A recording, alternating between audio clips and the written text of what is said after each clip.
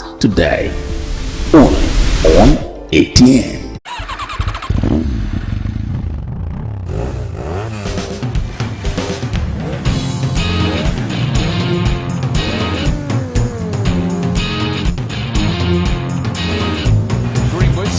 Went for goal. Goalkeeper missed it. Play again. Oh, fight for him, but he does a right hand, and down goes the ball straight away. Slam. Beyond. Now this is when they're at their best. It's when they're 12 years for this. So drink it in. Still goes to Ireland, New Zealand. It's a goal, it's 8 goals.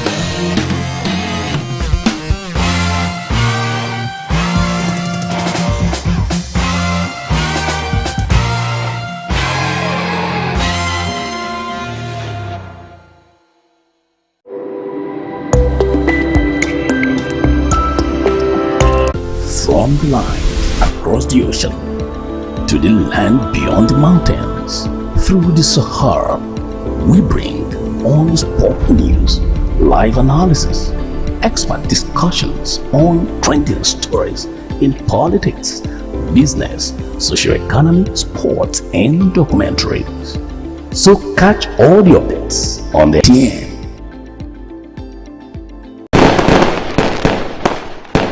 It's New Year. The beginning of every new year signals a hope, faith and desires to be met. From all of us at Morrison Communication Limited, Atlantic Television Network and Wish 99.5 FM, we pray your desires for 2024 are met and that you enjoy abundant grace all year round.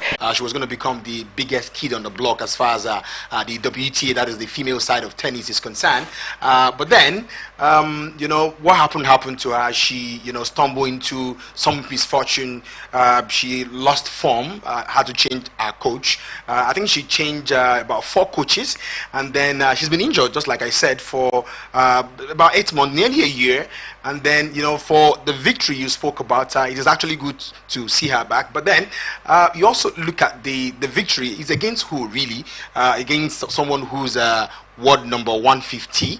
I think personally, good to see her back, but I'm not exactly impressed because you look at the person she beat, it's almost a no-name. As it stands now, the Elena Gabriel-Luce is more ranked than her. She came into the tournament as a wild card entrant, just like she came into the tournament. She's currently ranked over, I think, outside 301 or so. Yeah, so in terms of pedigree, rankings, the lady is better ranked than her. So if not for the fact that she has won a Grand Slam, we will say an upset, normal parallel, because when you defeat somebody who you are well ranked above, is nothing. When someone defeats you, like in the case of who lost a 113 ranked player, it's an upset. So, but it is.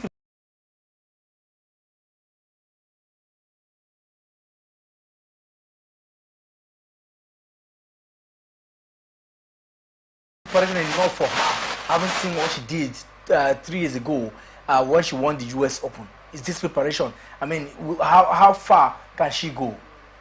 Yeah, for Emerald Ducanu, the preparation, in my opinion, is actually good for her. Just like I said earlier, she's currently ranked 301. And then the person she beat is currently ranked about 150 as well. If not for the fact that she's won the US Open previously, a Grand Slam, it would have been a nobody beating a nobody. But for the name Emerald Ducanu, a Grand Slam winner in 2021. But for this preparation, seemingly it is going well. And then I think that the fact that she's beginning to get back into her groove will stand her in good stead when the Australian Open begin. Also, we get to see how Emma Raducanu will showcase her skills and talent in preparation for the Australian Open that gets underway a few weeks from now. Do you agree too that when you are out of the court for some time, Michael, and you're coming back, there is a lot to offer? Do you think that that will not affect? Coming back after it will be very difficult for her. And in the WTA, there is a whole lot of competition. There is And in the last period, since his injury worries, it has been difficult for him to get something against young lads because of their energetic nature. Are we going to see that tomorrow against him? Well, for me, honestly speaking, I don't think we are going to see that against a young lad who is hungry, ready to make name for himself out there. Don't forget, this man has been on the court. He has been a household name in the world of tennis. But, you know, having gone away for quite some time, about 9 to 10 months away from the court that made him very popular.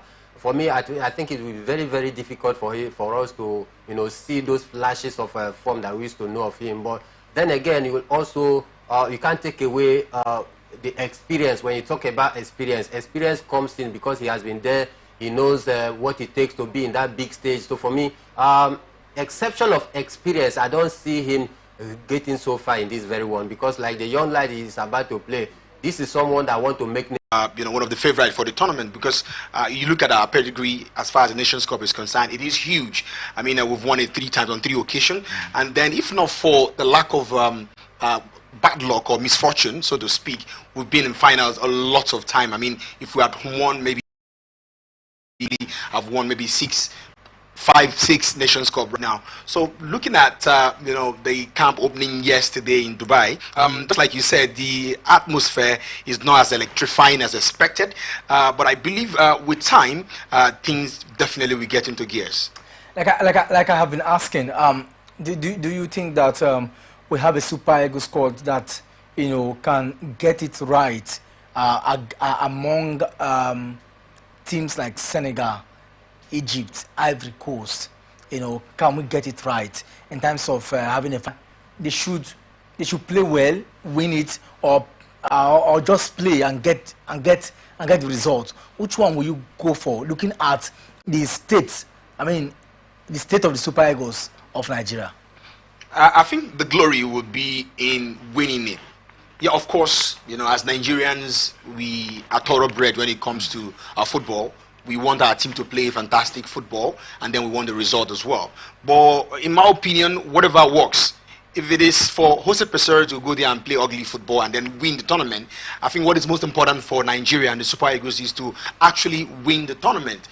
Because at the last AFCON, I remember the fact that you know, during the group stages, most pundits after the group stages going into the round of 16, Nigeria was declared the best team of the group stages. Having 9 points. Yeah, 9 points, and we play fantastic champagne football. True. Was what we saw from the Super Eagles. But unfortunately, they crumbled very quickly against Tunisia in the round of 16. So I believe for most Nigerians, they would want the trophy, irrespective of how the style of play would be. That brings me to you now. We had a ticket for the game between Nigeria and Ivory Coast has been sold out. Another game is Equatorial Guinea, you know, Senegal, Ghana. Is it Brazil, Ghana?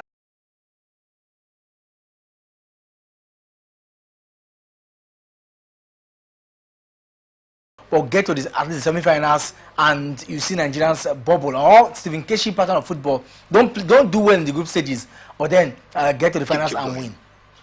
For me, I think all that matters is about getting the result. It doesn't matter how you play. This is the group stage. You know, play beautiful football in the knockouts. I think it is too late right now for us to start that experiment of trying to play the champagne kind of football, because the time is not there. We had a couple of time to have, you know, organize 1 or 2 grade A friendly games, so that we can be able to understand the philosophy of the coach and allow the boy to express themselves more on the pitch. And that is why we keep complaining during the time we played some of these friendly games. And the coach should have invited some of these locally based players and see what they are going to do, because you don't go to the Nations Cup and start doing test run and start doing the kind of you know, things we used to do, that when we get into the tournament proper before we start